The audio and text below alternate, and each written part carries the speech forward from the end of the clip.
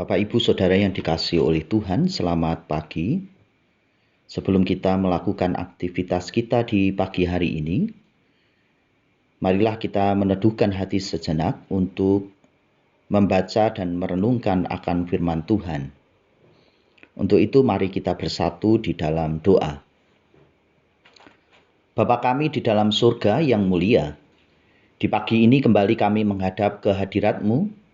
Puji dan syukur kami panjatkan atas berkat dan penyertaan-Mu atas hidup kami.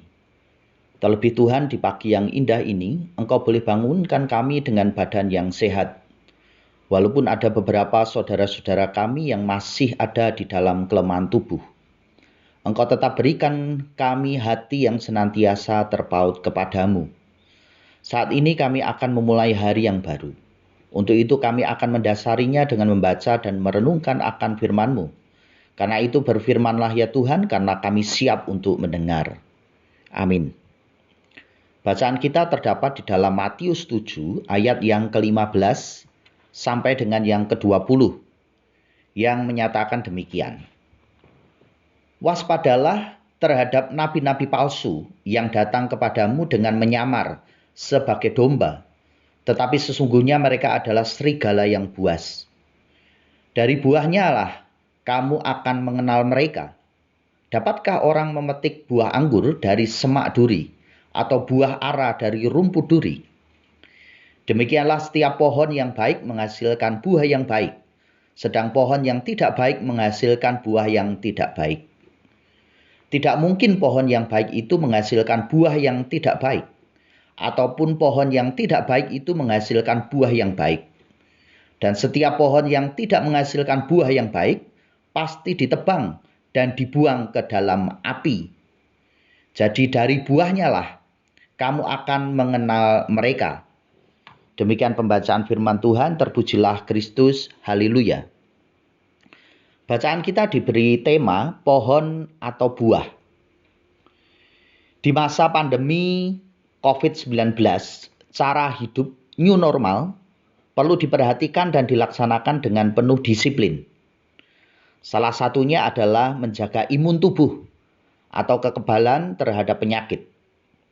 Imun tubuh terjaga dengan baik bila kita berdisiplin diri dalam pola konsumsi, yaitu makanan sehat dan multivitamin, apalagi vitamin D, dan pola hidup atau istirahat cukup dan tidak lelah berlebihan. Di samping kesehatan jasmani, kesehatan rohani juga penting. Misalnya pola pikir yang positif dan membangun sebab dapat memberi semangat untuk menjalani hidup lebih baik. Pada teks ini, Yesus mengajar para pendengarnya betapa pentingnya kesehatan rohani atau iman. Kesehatan rohani dapat terjaga dan terpelihara melalui ajaran dan pengajaran yang benar. Waktu itu pengajaran dan ajaran yang benar dapat dilihat dan terlihat jelas lewat buah atau cara hidup si pengajarnya. Apakah cara hidup mereka menampilkan buah Roh Kudus seperti kasih, damai sejahtera, kemurahan, kesetiaan, pengendalian diri dan sebagainya di dalam Galatia 5 ayat 22. Atau sebaliknya kaidah moral yang rendah.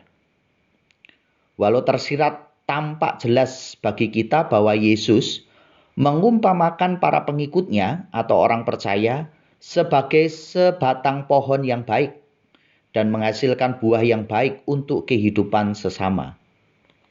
Di tempat lain, Yesus kecewa kepada orang Israel. Sebab sebagai umat Allah, mereka tidak menghasilkan buah yang memuliakan Allah. Memulai hidup baru di hari ini, firman Tuhan menginspirasi bahwa perilaku hidup kita hendaknya bagaikan buah yang baik. Karena kita adalah pohon yang baik. Perkataan-perkataan dan perbuatan-perbuatan kita bukan hanya menyenangkan dan menyejukkan telinga, hati dan mata yang menikmatinya, tetapi juga membangkitkan kemauan dan mendorong semangat bagi sesama untuk berkata dan bertindak yang baik, tepat dan benar dalam kehidupan di hari ini. Amin. Mari Bapak Ibu, kita bersatu di dalam doa. Tuhan Yesus Juru Selamat kami, terima kasih untuk firman yang boleh kami baca, dengar, dan renungkan di pagi ini. Tuntun kami untuk dapat melakukannya dengan ucapan syukur bahwa melalui tutur kata dan tindakan kami, kiranya hanya untuk hormat dan kemuliaan nama Tuhan saja. Kami berdoa untuk gerejamu saat ini, walau dengan segala pembatasan dan keterbatasan yang ada, bila gerejamu boleh melayani jemaatmu, masyarakat, bahkan mendukung pemerintah dalam menghadapi tantangan dan pergumulan yang ada, terlebih lagi di masa pandemi saat ini.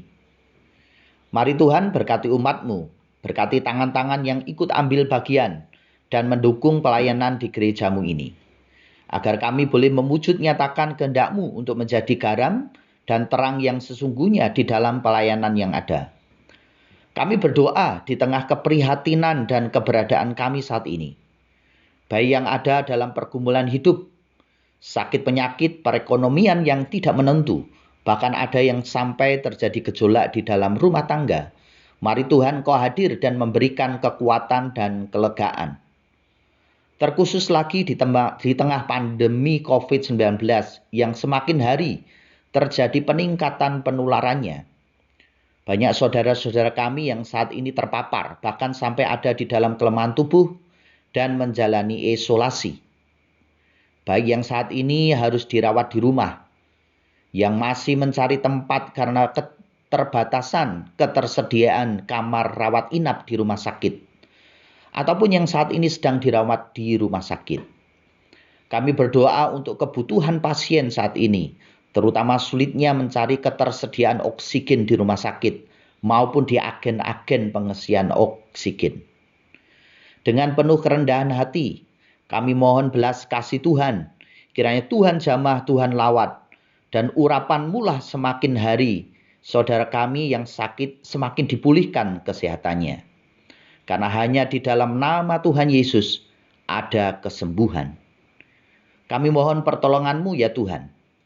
Karena hanya Engkaulah sumber kelepasan dan kekuatan kami, sehingga walau di masa yang sulit ini, kami boleh melaluinya dengan hidup yang berkemenangan dan hati yang senantiasa terpaut kepadamu ya Tuhan.